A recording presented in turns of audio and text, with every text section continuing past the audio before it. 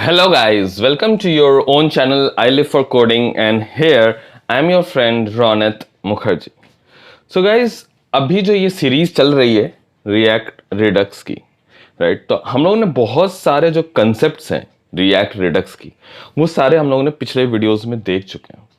Like Redux के core concepts क्या हैं, स्टोर क्या है, एक्शंस क्या है, डिस्पैच कैसे होता है, राइट, एक्शन क्रिएटर्स क्या है, रिडक्स कैसे काम करता है, रिड्यूसर्स का क्या काम है। ये बहुत सारे जो क्वेश्चंस होते हैं जो रिएक्ट में और रिडक्स से रिलेटेड होते हैं, और रिडक्स में जो नया हुक्स आए हैं, लाइक रिएक्ट रिडक्स के जो नए हुक्स आए हैं उनके बारे में भी हम लोगों ने पढ़ा है।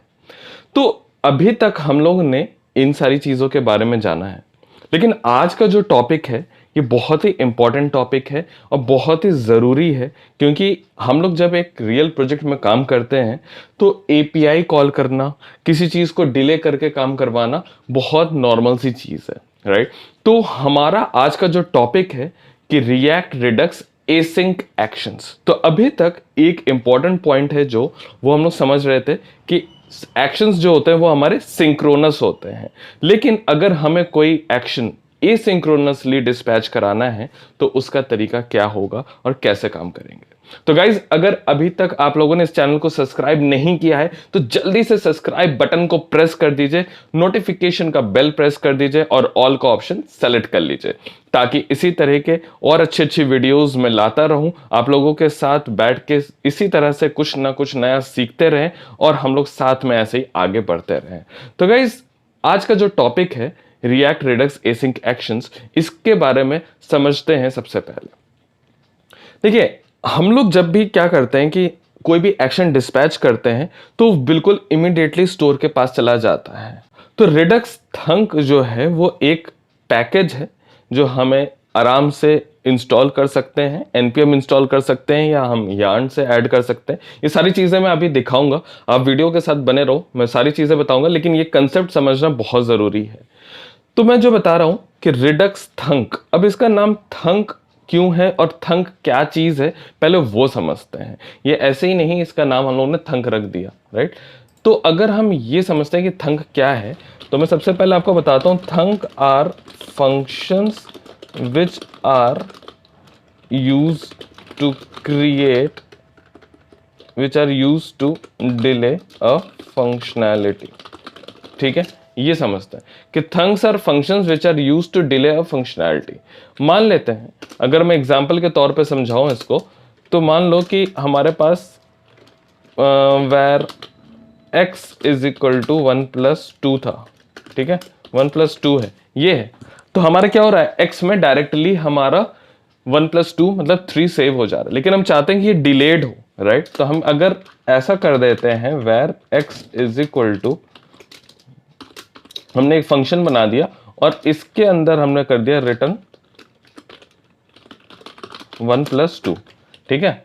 अब इससे क्या होगा कि हमारे ये इमीडिएटली जो x में 1+2 सेव हो जा रहा था, 3 सेव हो जा रहा था, वो अब 3 नहीं सेव हो रहा है। अब ये फंक्शन है, जिस फंक्शन को हम बाद में जब कॉल करेंगे तब हमारे पास 1+2 की वैल्यू 3 आएगी। ये समझ में आया? तो अब ये जो फंक्शन बना, इसी फंक्शन को हम लोग क्या कहेंगे, थंक फंक्शन। इसका नाम अगर मैंने थंक रख दिया, ठीक है। और अगर मैं अब करूं where x is equal to thunk function, तो इसको हम लोग ने नाम दे दिया थंक फंक्शन, और x में अब चली गई 3। तो क्या हुआ कि हम लोग जो x में पहले 1+2 इक्वल टू जो 3 आ रहा था वो डायरेक्टली सेव हो जा रहा था। क्या था, सिंक्रोनस था, 1+2 किया इमीडिएटली हमारा 3 सेव हो जा रहा था। लेकिन अब हमें उस प्रोसेस को डिले कराना है, हम चाहते हैं कि वो एग्जीक्यूशन उसका बाद में हो, राइट। डिले मतलब टाइम आउट वाला डिले नहीं, हम चाहते हैं कि उसका एग्जीक्यूशन बाद में हो। तो हमने क्या किया, उसको एक फंक्शन में रैप कर दिया, और ये फंक्शन हमारा क्या कहलाता है, क्योंकि हम लोग ने इसको डिले करने के लिए एक फंक्शन के अंदर रैप कर दिया, इसलिए ये फंक्शन हमारा एक थंक फंक्शन कहलाएगा। यहां तक क्लियर हो रहा है? अगर यहां तक क्लियर हो रहा है तो जल्दी से वीडियो को लाइक कर दीजिए, चैनल को सब्सक्राइब नहीं किया तो जल्दी से चैनल को सब्सक्राइब कर लीजिए, राइट। तो थंक का मतलब समझ में आ रहा होगा कि थंक किस फंक्शन को हम लोग कहते हैं। तो thunk are functions which are used to delay a functionality.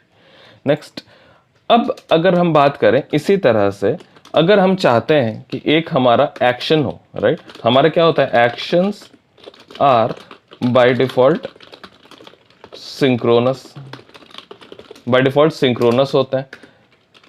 अब हम चाहते हैं कि एसिंक्रोनसली बाद में कुछ हमारा काम हो, लाइक सिंपल वही चीज है, अगर हम चाहते हैं कोई चीज बाद में हो तो हम उसको क्या करेंगे, एक फंक्शन के अंदर डाल देंगे, जिस फंक्शन को हम क्या कहते हैं, एक थंग फंक्शन कहते हैं, राइट। तो सिंपल सा अगर तरीके में मैं समझाता हूं, ये देखो, actions are by default synchronous, to have asynchronous action, we can wrap it in a thunk function। ये समझ में आ रहा? तो जैसे मैंने यहाँ पे कहा कि अगर हमें 1+2 डायरेक्टली सिंक्रोनस था, ये डायरेक्टली एक्स में सेव हो जा रहा था, लेकिन अगर इसको मुझे डिले कराना है, इसको बाद में कराना है, तो हमने क्या किया, इसको एक फंक्शन के अंदर रैप कर दिया। इसी तरह से अगर हमें किसी फंक्शन को, किसी एक्शन को डिले करके डिस्पैच कराना है, क्योंकि उस एक्शन के अंदर कुछ ऐसी वैल्यू है जो हमें किसी और चीज से मिल रही है, राइट, किसी एपीआई से मिल रही है, तो हम कैसे करेंगे, हमने उसको रैप कर दिया एक थंग फंक्शन के अंदर, करेक्ट। तो अब अगर हम देखें एक नॉर्मल एक्शन क्रिएटर हमारा कैसा दिखता है, एक हमारा नॉर्मल एक्शन क्रिएटर दिखता है, फॉर एग्जांपल लॉगिन। अगर हमारा एक्शन क्रिएटर, आपने अगर पिछली वीडियोस नहीं देखी हैं तो वहां पे देख सकते हो, ये हमारा लॉगिन एक्शन क्रिएटर अगर हो गया, ठीक है। अगर इसके अंदर हम बात करें तो क्या होगा, नॉर्मली हम कैसे लिखते थे, यहाँ से हम सिंपली ऐसे रिटर्न कर देते थे, राइट, यही तो करते थे, रिटर्न हम लोग यहाँ पे लिख देंगे टाइप, और लॉगिन ऐसे लिख देंगे, और पेलोड में हमने भेज दिया मान लो कुछ भी, फॉर एग्जांपल 1 2 3 4, ठीक है। अगर ये हमारा है, ये एक किस तरह का है, ये हमारा एक सिंक्रोनस एक्शन हो गया। मतलब जैसे ही हमने लॉगिन एक्शन क्रिएटर को कॉल किया, इसने immediately return login, type login और पेलोड कर दिया, और ये इमीडिएटली कहाँ चला जाएगा, हमारे स्टोर के पास चला जाएगा, क्योंकि इसको अगर हम लोगों ने डिस्पैच किया हुआ है तो इमीडिएटली ये स्टोर के पास पहुंच जाएगा। लेकिन अगर मान लेते हैं हम कि ये लॉगिन हमें सेट कराना है अपने स्टेट में, राइट, लॉगिन करने के बाद हमें ये अपना स्टेट सेट कराना है कि लॉगिन हो चुका है, और पेलोड मतलब ये यूजर की आईडी हो गई है, बट ये हम एक एपीआई कॉल करने के बाद करना चाहते हैं, राइट। तो हम इसको कैसे करेंगे, ये देखो, सिंपल जो तरीका बताया, अभी लॉजिक समझते हैं, रिडक्स थंग पे तो हम लोग आएंगे ही बाद में, लेकिन पहले समझते हैं कि अगर मुझे यही चीज डिले कराना है तो सबसे पहली बात तो इस फंक्शन के अंदर डायरेक्टली ये चीज रिटर्न नहीं होनी चाहिए। वही लॉजिक कि अगर हमें कोई चीज डिले कराना है तो इसका मतलब यहां से, अब हम पहले क्या रिटर्न कर रहे थे, डायरेक्टली ऑब्जेक्ट रिटर्न कर रहे थे, अब हम क्या रिटर्न करेंगे, एक फंक्शन रिटर्न करेंगे, ठीक है। अब यहां से हम क्या रिटर्न करेंगे, एक फंक्शन रिटर्न कर देंगे, जिसके अंदर से फिर से हमारा क्या होगा, हमारा ये जो रिटर्न हो रहा था वही रिटर्न हो जाएगा, ठीक है। तो ये फंक्शन अब कैसा फंक्शन कहलाएगा, ये फंक्शन हमारा जो ये वाला फंक्शन हो गया, ये कौन सा फंक्शन कहलाएगा, ये हमारा एक थंग फंक्शन हो गया, ठीक है। इसको हम लोग ने कह दिया थंग फंक्शन। समझ में आ रहा है कि हम लोग ने ऐसे क्यों लिखा, जो चीज डायरेक्टली हो रही थी उसको डिले कराने के लिए उसको हम लोग ने फंक्शन के अंदर डाल दिया। अब यही सारी चीजें हम लोग आगे समझेंगे कि ये फंक्शन कैसे कॉल होगा, इस फंक्शन के आर्गुमेंट में हमें क्या मिलेगा, यहाँ पे हम कैसे इस एक्शन को डिस्पैच कराएंगे, राइट, क्योंकि हमने तो डिस्पैच करके इसको कॉल किया था, जिसने ये रिटर्न किया तो हमारा ये ऑब्जेक्ट स्टोर तक पहुंच गया था, करेक्ट। अभी मैं अभी आगे दिखा रहा हूं, बट अब क्या हो रहा है कि यहाँ पे हमने डिस्पैच किया लॉगिन फंक्शन को, बट इसने क्या रिटर्न किया, एक फंक्शन, उसको कौन कॉल करेगा, कैसे कॉल होगा, फाइनली इसके अंदर से ये ऑब्जेक्ट हमें कैसे डिस्पैच करना है, ये भी हम लोग आगे देखेंगे। लेकिन जो मेन लॉजिक है हमें डिले करने का, वो हमें यहाँ दिख गया। ये समझ में आ रहा है, इस तरह से हो गया डिले। अब मान लेते हैं कि इसी में मैं 6 पॉइंट पे आता हूं, और ठीक है, यहां पे अब क्योंकि ये फंक्शन हो गया, अब ये तो डिले हो गया, अभी हम रिटर्न चाहे पहले लाइन पे कर दें, ये हम कुछ टाइम के बाद कर दें, that is up to us. लेकिन अब ये डिले हो जो होना था, इमीडिएटली लॉगिन के अंदर से जो ऑब्जेक्ट रिटर्न हो रहा था वो अब नहीं हो रहा। ये देखो, यहां पे अब हम क्या कर रहे हैं, बहुत सिंपल सी चीज है, देखो यहां पे अब मैं लॉगिन इसको बनाऊंगा, ठीक, और इस फंक्शन को हम लोग बनाते हैं। अभी मैं यहां पे आपको इसलिए समझा रहा हूं ताकि पहले हमारा कंसेप्ट क्लियर हो, देन मैं आपको कोड में दिखाऊंगा। तो यहां पे अब मैंने क्या किया, रिटर्न हमें करना ही है, क्योंकि डिले करना है तो हमें रिटर्न करना ही करना है। और यहां पे अब हमने क्या कर दिया, मान लो फेच कर दिया, ठीक है। फेच के अंदर हमारा कोई यूआरएल आ गया, example.com, कुछ भी मान लेते हैं, ठीक है। ये हमारा आ गया डेटा। अब एक चीज़ समझो, यहाँ पे आ गया, ये हमारा example.com हो गया।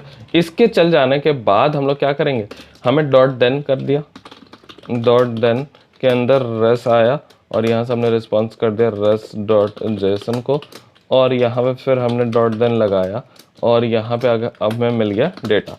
ठीक है, अब हमें मान लो ये डेटा ही भेजना था, तब हम यहाँ से क्या करेंगे, सिंपली मान लो ये रिटर्न करना था, तब यहाँ पे अब हम लगा देंगे रिटर्न। समझ में आ रहा है हम क्या करना चाह रहे हैं। यहाँ पे रिटर्न में हमने क्या कर दिया, जो हम लोग ऊपर कर रहे थे, मान लो ये जो डेटा है, अब डेटा में हमें ये 1 2 3 4 जो मिल रहा है वो हमें डेटा से मिल रहा है। अब नहीं, यहाँ पे क्या कर दिया, सिंपली इसको हटा देते हैं और ये मान लेते हैं कि जो ये 1 2 3 4 है, आईडी है, जो भी है, ये हमें अब एपीआई से मिला। समझ में आया हमने क्या किया। तो इस तरह से हमने क्या किया, डिले कर दिया, और ये फंक्शन हमारा कौन सा फंक्शन कहलाने लगा, ये हमारा बन गया थंक फंक्शन। तो ये अभी तक मैंने रिडक्स थंक के बारे में नहीं बता रहा हूँ, बट एक नॉर्मल थंक फंक्शन हम किसको कहते हैं, कैसे अचीव कर रहे हैं, हम क्यों कर रहे हैं, ये मैं आपको समझा रहा हूँ। राइट, अभी हम लोग पूरे रिडक्स थंक को भी समझेंगे। यहां तक समझ में आ गया। राइट, अब नेक्स्ट पॉइंट आता है कि हम रिडक्स थंक को कैसे इंस्टॉल करें। राइट, तो इंस्टॉल रिडक्स थंक, तो सबसे पहले रिडक्स थंक को इंस्टॉल करने का जो हमारा तरीका है वो बहुत ही सिंपल है। हमें सिंपली क्या लिखना है, npm इंस्टॉल रिडक्स थंक। ठीक, ये लिख देते हैं, या फिर yarn अगर यूज करते हो तो आप yarn add redux thunk ये लिख सकते हैं। यहां तक समझ में आ रही मेरी बात, करेक्ट। हमने कैसे इंस्टॉल किया, हम अपने प्रोजेक्ट में जाएंगे, सिंपली वहां पे जाके हम क्या लिखेंगे, npm install redux thunk या फिर yarn add redux thunk। ये इसका सिंटेक्स हो गया। इस तरह से क्या हुआ, हमारा पूरा redux thunk वाला जो पैकेज है वो इंस्टॉल हो गया। नेक्स्ट जो इसका स्टेप होता है, ये हो गया हमारा इंस्टॉलेशन। अब इसका कनेक्शन कैसे करेंगे हम, like connect Redux थंक with react project. ये तो इंस्टॉल तो हो गया था, अब कैसे कनेक्ट करेंगे, सिंपली सबसे पहले हमें कहाँ जाना है, अपने पहला स्टेप है गो टू स्टोर फाइल। ठीक है, अभी मैं ये सारी चीज़ें आपको कोड में दिखाऊंगा, बट यहाँ पे पहले आपको मैं समझा दे रहा हूँ ताकि यहाँ पे क्लियर हो, देन हम लोग इसको कोड में करेंगे। राइट, सबसे पहले हमने क्या किया, गो टू स्टोर फाइल, और स्टोर फाइल में जाके हमें क्या करना है, सबसे पहले हमें यूज़ करना है इम्पोर्ट अप्लाई मिडल वेयर, ये इम्पोर्ट करना है हमें। ये हमारा पहला स्टेप हो गया। ठीक, अब दूसरा स्टेप हमारा क्या है, हमें यूज करना है create use apply middleware in create store. Create store हमने जो फंक्शन देखा था स्टोर बनाने के लिए, उसके अंदर, ठीक, उसके अंदर अप्लाई मिडलवेयर को डालेंगे।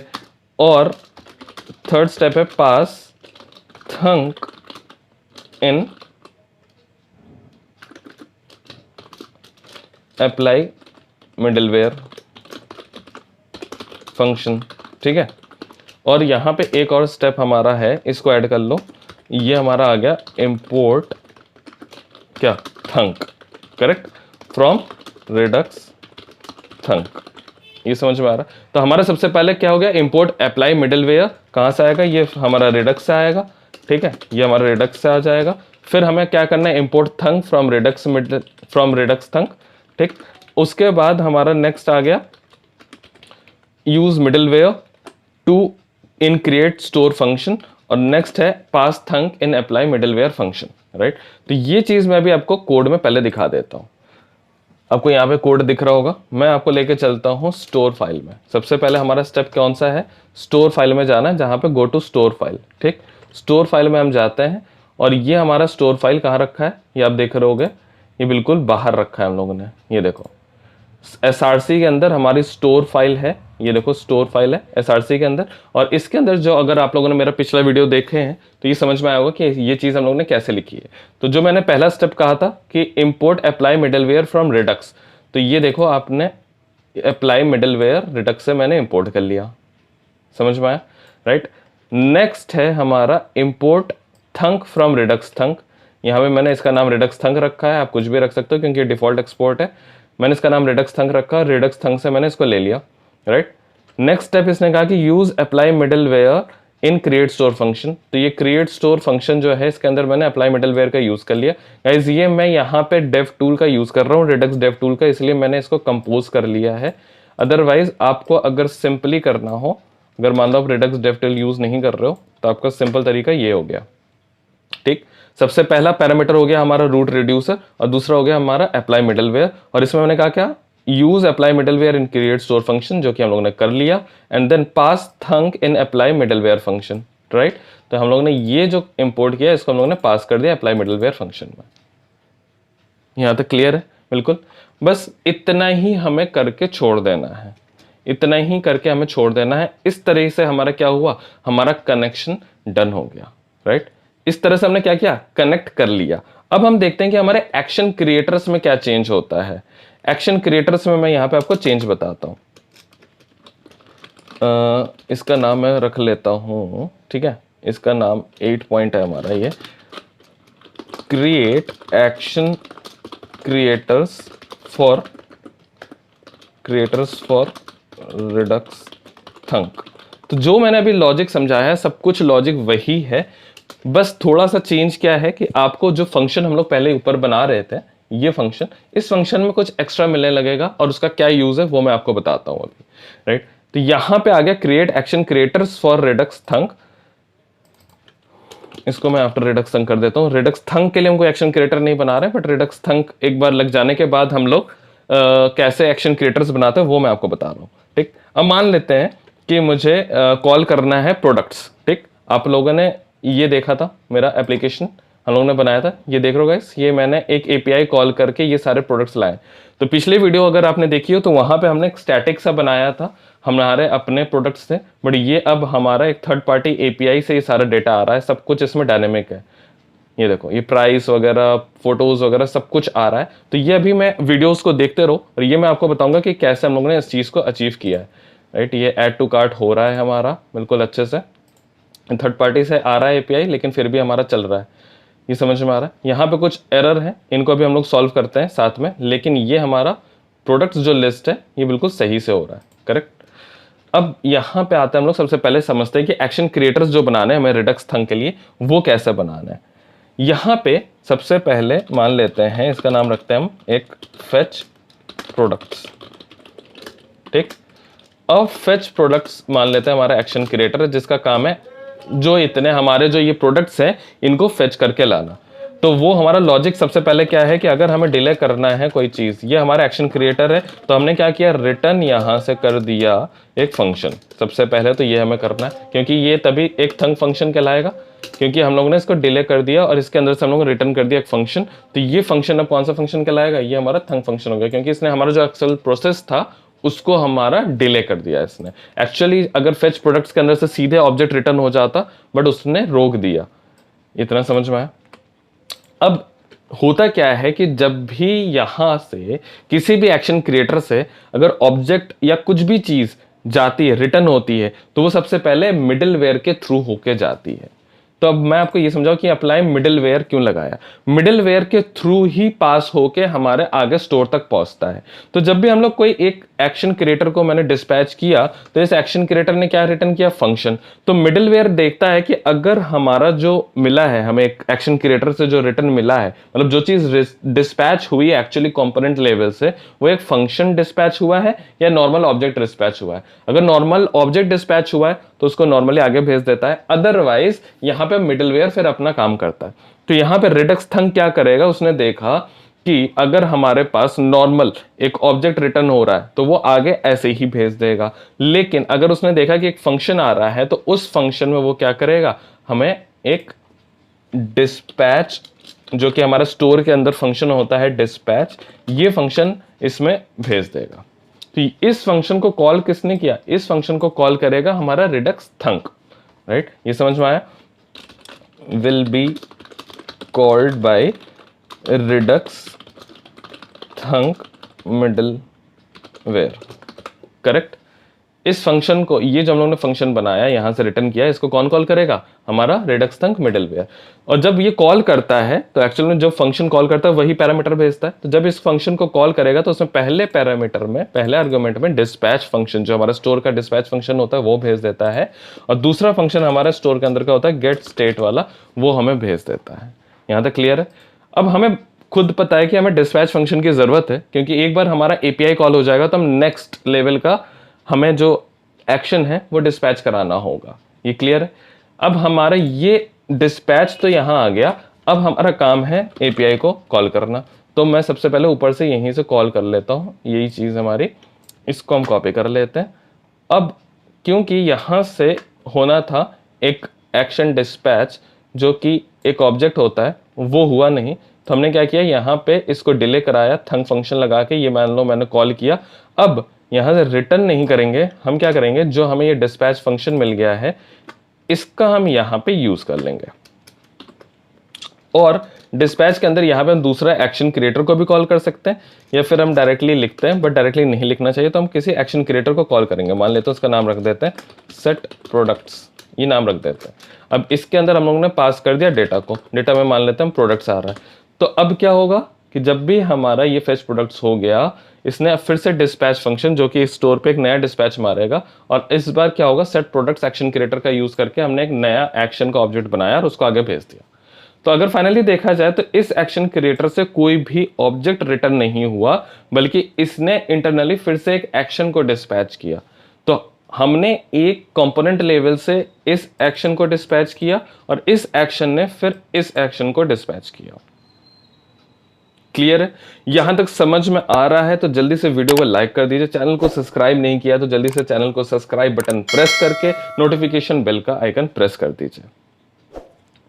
गाइज, मैं बहुत कोशिश करता हूं कि आप लोगों को डिटेल में चीजें समझाऊं, ताकि आप लोगों के पास लॉजिक हो। सिर्फ देखिए, कोड को लिख लेने से या सिर्फ सिंटैक्स समझ लेने से हमारा काम नहीं होगा। हमें जरूरी है उसके लॉजिक को समझना, ताकि हम अपने ब्रेन को यूज करके, अपने ब्रेन का लॉजिक यूज करके प्रोग्राम कर सकें, नहीं उसको याद करके। और दूसरी चीज मैं जो हमेशा इंपॉर्टेंट बोलता हूं वो ये है कि कोड जो मैं डिस्क्रिप्शन में शेयर करता हूं उसको सबसे पहले, वीडियो चलाने से पहले अगर पॉसिबल है तो उसको डाउनलोड करिए। डाउनलोड करने के बाद उसको साथ ही साथ इसके साथ साथ करते जाइए। जहां जहां मैं कोड दिखाता हूं तो वो आप वीडियो को पॉज करिए, वहां पे अपने कोड पे जाइए और उसको स्टडी करिए, तो बहुत बेटर अंडरस्टैंडिंग होगी। बट हाँ, अगर आप कहीं बाहर ट्रैवल कर रहे हो, नॉर्मल वीडियो देख रहे हो, तो ऑब्वियसली आप नहीं कर सकते हो। तो मैं कोशिश करता हूं कि आपको मैं इस वीडियो में सारी चीजें समझा सकूं। बट टाइम मिलता है तो जरूर कोड को एक बार देखिए और उसके साथ साथ वीडियो को चला के देखिए, बहुत ईजिली और अच्छे से समझ में आ जाएगा। अब यही चीज मैं आपको कोड में दिखाता हूं कि मैंने क्या चीज की। ये लॉजिक समझ में आया कैसे हम लोगों ने बनाया एक एक्शन क्रिएटर को? अब यहां पे देखो, हमारे पास यहां पे एक्शंस फोल्डर था, पिछली बार हमारा ये खाली था, तो मैंने यहां पे क्या किया, प्रोडक्ट्स एक्शन, एसआरसी के एक्शंस में प्रोडक्ट एक्शंस डॉट जेएस ये मैंने बना दिया। और देखते हैं क्या जो हम लोगों ने अभी तक सीखा, क्या वैसे ही कुछ काम किया हम लोगों ने? राइट। तो हमारे ये फेच प्रोडक्ट्स नाम का जो फंक्शन है, इसके अंदर से मैंने क्या किया, रिटर्न एक फंक्शन कर दिया है। अब ये एसिंक क्यों किया मैंने, ये अवेट यूज करने के लिए। और यहां क्या मिल रहा है, हम लोगों ने इसको डिस्पैच को यहाँ पे एक्सेप्ट कर लिया, क्योंकि हमें पता है कि जब रेडक्स थंक इस हमारे फंक्शन को कॉल करेगा तो पहले पैरामीटर में क्या भेजेगा, डिस्पैच फंक्शन भेज देगा, जो स्टोर वाला डिस्पैच फंक्शन है वो भेज देगा। तो यहाँ पे मैंने इस एपीआई को कॉल किया, सिंपल सा, देखो वही तरीका है। यहाँ पे मैंने डेटा निकाला और इस कंसोल लॉग को मैं हटा देता हूँ, ये हमें प्रोडक्ट्स मिल गया और इस प्रोडक्ट्स को मैंने सेट प्रोडक्ट्स कर दिया। तो सबसे पहले मैं एक बार आपको ये डेटा जो प्रोडक्ट्स आ रहा है ना, इसको मैंने कंसोल लॉग करा के रखा है, ये आपको दिखा देता हूँ। ये कुछ वैसे ही है जैसे हम लोगों ने बनाया था, अभी समझ में आएगा। ये देखो हमने क्या किया था, हमने स्टैटिक बनाया था अपना एरे, और यहाँ पे ये एरे, देखो ये एरे आ रहा है, दिख रहा है? ठीक, मैं इसको थोड़ा सा जूम कर देता हूँ, देखो एरे आ रहा है। इस एरे के अंदर भी ऑब्जेक्ट्स है, और हमारा जो एरे था यहाँ पे हम लोगों ने रिडक्स में बनाया था, यहाँ पे रिड्यूसर्स में, प्रोडक्ट्स रिड्यूसर में हम लोगों ने बनाया था, करेक्ट, यहाँ पे बनाया था। यहाँ पे मैं आपको ये दिखा देता हूँ कि पहला क्या था। ये देखो कुछ ऐसा बनाया था हम लोगों ने, ऑब्जेक्ट ये बना रहे थे और ये हम एरे में डाल रहे थे, करेक्ट।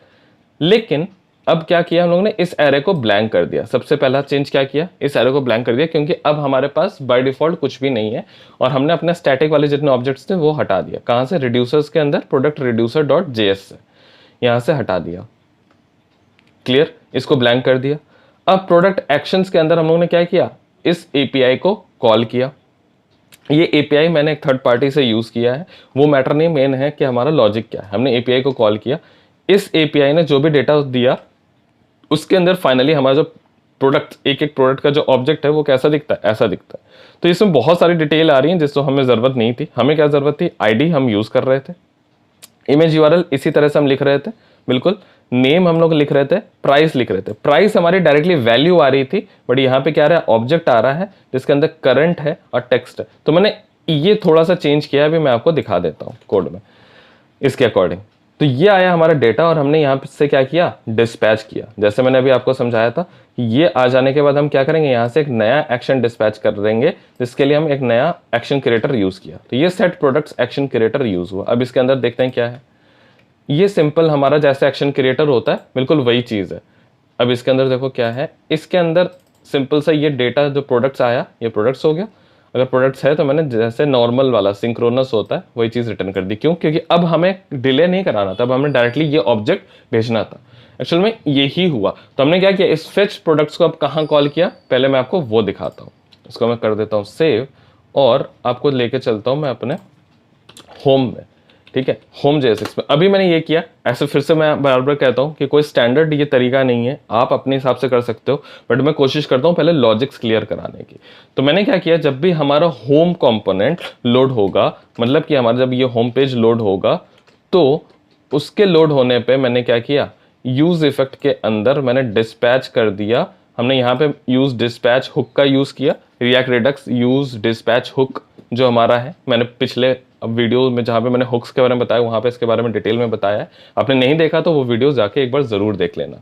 तो यूज इफेक्ट करके मैंने डिस्पैच क्या किया, कौन सा अपना एक्शन क्रिएटर, अपना फेच प्रोडक्ट्स वाला एक्शन क्रिएटर, जिसको अभी हम लोगों ने देखा। फेच प्रोडक्ट्स एक्शन क्रिएटर को मैंने यहाँ से डिस्पैच किया। अब इसके डिस्पैच करने के बाद यहाँ पे फाइनली इसने क्या रिटर्न कर दिया, ये फंक्शन। इस फंक्शन को किसने कॉल किया, रिडक्स मिडलवेयर ने, रिडक्स थंक मिडलवेयर ने। फिर उसके बाद जब ये पूरा चल गया, उसके बाद फिर अंदर से ये हम लोगों ने एक दूसरा एक्शन डिस्पैच कर दिया, जिसके अंदर ये रिटर्न हो गया। अब ये डेटा कहाँ चला गया, हमारा रिडक्स के रिड्यूसर के पास। अब हम चलते हैं रिड्यूसर में। ये अभी हम लोगों ने देखा कि कैसे हम करते हैं।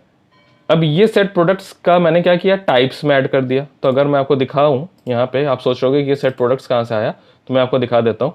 ये सेट प्रोडक्ट्स देखो, ये जो मैंने एक्शंस बनाए थे, रिड्यूसर्स बनाए थे, ये टाइप्स बनाए थे। जो भी जेनरिक है, जो किसी कंपोनेंट से रिलेटेड नहीं है, पूरे एप्लीकेशन पे डिपेंडेंट है, तो उसके लिए मैंने यहाँ पे बाहर के फोल्डर्स बनाए थे और इसके अंदर मैंने ये टाइप बना दिया सेट प्रोडक्ट्स। यहाँ से हमारा ये सेट प्रोडक्ट्स नाम का वेरिएबल मिल गया। अब रिड्यूसर्स के अंदर मैं चलता हूँ, प्रोडक्ट्स रिड्यूसर है, यहाँ पे हमें ये मिल रहा है। मैं ये हटा देता हूँ, अब हमें इस प्रोडक्ट की जरूरत नहीं है। ठीक है, इसको डिलीट कर देते हैं। सेट प्रोडक्ट्स हो गया।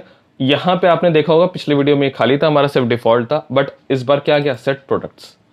तो जैसे ही हमें सेट प्रोडक्ट्स नाम का एक्शन मिलेगा, तो हमने क्या किया, हमारा ये जो खाली था इसमें हमने एक्शन पेलोड, जिसके अंदर वो हमारा पूरा 48 एलिमेंट्स आ रहे थे, 48 प्रोडक्ट्स के ऑब्जेक्ट्स आ रहे थे, वो मैंने यहाँ पे स्प्रेड करके अपना एक नया एरे क्रिएट करके रिटर्न कर दिया। तो एक्चुअल में अगर प्रोडक्ट्स देखा जाए तो उसके अंदर हमारे ये 48 जो प्रोडक्ट्स आए हमारे एपीआई से, वो सेव हो गए होंगे। और उसके सेव होने की वजह से क्या हुआ, ये हमारा प्रोडक्ट यहाँ पे दिखने लगा। तो मैं इस बार इसको रिफ्रेश करता हूँ आपके सामने। तो अब देखो ये बाय डिफॉल्ट ब्लैंक है। अब ये देखो, ये वेटिंग फॉर ये एपीआई कॉल हो रही है, ये एपीआई कॉल हुई और ये हमारे धीरे धीरे हमारे यहाँ पे डेटा आना शुरू हो गया। ये देखो, ये हमारा डेटा आ गया। समझ में आया? तो हमने पहले क्या किया था, स्टैटिक कुछ ऑब्जेक्ट्स बना के डाले थे। अब हमने वो ऑब्जेक्ट्स किसी एपीआई से कॉल किया और अपने एरे में डाल दिया।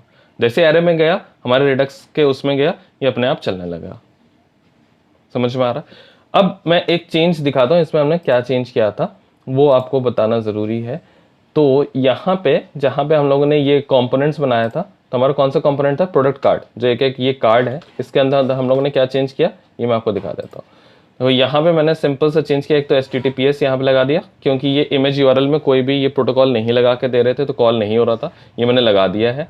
इसके बहुत सारे जेनरिक और भी तरीके आप कुछ कर सकते थे कि वहीं पे जहाँ पे मैंने डेटा बनाया वहीं पे चेंज कर सकते थे, बट अभी के लिए मैंने सिंपल रखने के लिए यहीं पे कर दिया।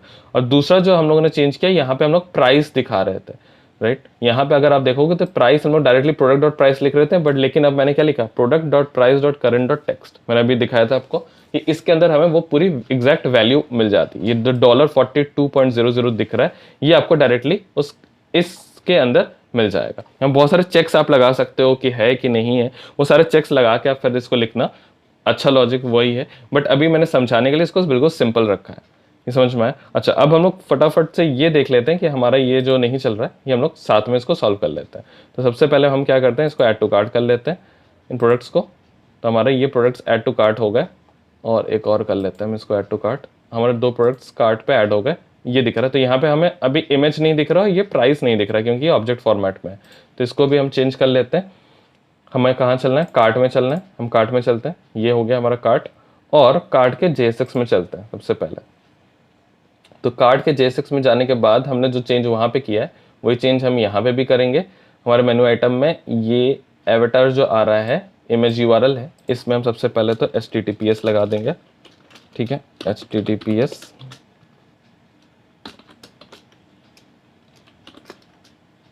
ठीक है, ये मैंने SRC में लगा दिया, ये हो गया हमारा सेव।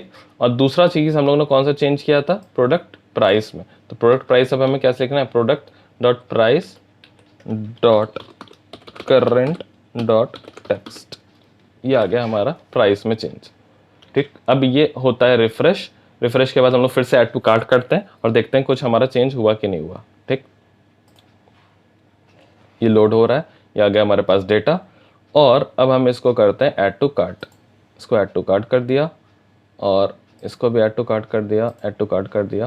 हमारे 3 प्रोडक्ट ऐड टू कार्ट हो गए, और ऐसे हमारे पास आने लगा, देख लो हमारी इमेज आ गई और हमारे ये प्राइस भी आने लगा। और देखते हैं हम डिलीट चल रहा है कि नहीं। Good, great. तो हमारा डिलीट भी चल रहा है। तो कैसे हम लोग ने एक API का यूज़ करके इस अपने ई-कॉमर्स का जो सैम्पल हम लोग एप्लीकेशन बना रहे हैं, इसको हम लोगों ने कंप्लीट किया, ये आपको दिख रहा होगा, राइट। कैसे हम लोग ने यहाँ पे डायनेमिकली डेटा लाए हैं, प्राइस डायनेमिक है, ऐड टू कार्ट हो रहा है, डिलीट हो रहा है, सब कुछ हो रहा है। अब मैं आपको एक चीज़ बता देता हूँ, ये हो गया हमारा एसिंक्रोनस। अब मैं अगली वीडियो में कोशिश करूंगा कि आप लोगों को यही सेम चीज़ कैसे हम रिडक्स सागा के थ्रू करते हैं वो मैं आपको बताऊंगा। तो आई होप आपको ये चीज़ समझ में आ गई होगी कि रिडक्स थंक क्या है, कैसे यूज़ करते हैं, वो थंक जो है वो वर्ड क्या है, उसका मतलब क्या है, उसका यूज़ क्या है, रिडक्स थंक को कैसे कनेक्ट करते हैं, मिडिलवेयर क्या है, इन सारी चीज़ों को आई होप आपको मैं समझा पाया हूं। अगर आपको वीडियो अच्छी लगी हो तो जल्दी से वीडियो को लाइक कर दीजिए। चैनल को अभी तक सब्सक्राइब नहीं किया यार, तो जल्दी से सब्सक्राइब बटन को प्रेस कर दो, नोटिफिकेशन का बेल प्रेस करके ऑल का ऑप्शन सेलेक्ट कर लो। तो हम लोग अब मिलते हैं अपने नेक्स्ट वीडियो में, तब तक के लिए take care and bye bye.